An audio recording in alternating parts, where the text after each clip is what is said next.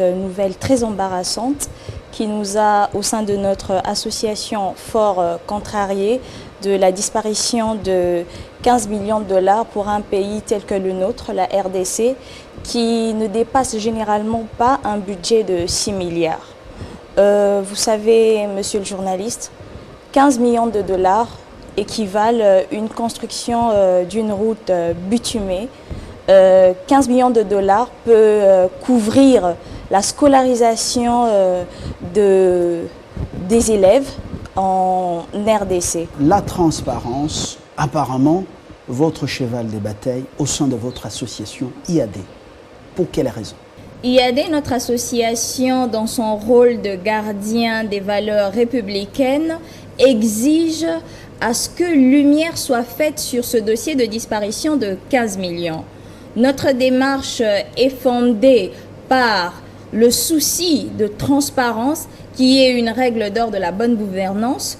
Nous sommes aussi fondés sur les principes de redevabilité qui est le socle d'un État démocratique. Que propose concrètement Idées, Action et Développement pour éclairer l'opinion? Nous n'avons pas besoin que des médias étrangers puissent nous informer sur ce qui se passe dans notre pays, notamment sur cette affaire de disparition de 15 millions. L'inspection générale doit réserver la primeur de son rapport au peuple congolais via ses représentants. C'est pour cette raison que l'IAD demande aux inspecteurs de finances d'éclairer l'opinion, de nous éclairer sur cette affaire qui nous a fort contrariés. Si le fraude persistait justement sur ces dossiers et que lumière n'est pas faite, que feriez-vous, IAD?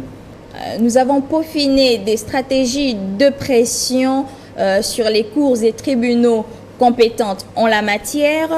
Nous attendons le moment venu pour mettre à exécution ces stratégies pour éclaircir le peuple congolais qui voit encore flou sur cette matière. Nous avons suivi au cours d'une interview des médias périphériques du directeur du cabinet de chef de l'État, son intervention, sa défense, mais nous estimons que ce n'est pas suffisant.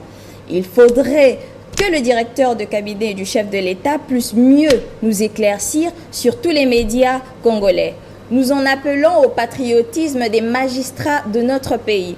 Vous savez, il ne s'agit pas d'une petite somme. Il s'agit de 15 millions de dollars. 15 millions de dollars peut nous aider, nous, peuple congolais, à renforcer la gratuité de l'enseignement, pas seulement dans l'école primaire, mais aussi pour l'école secondaire.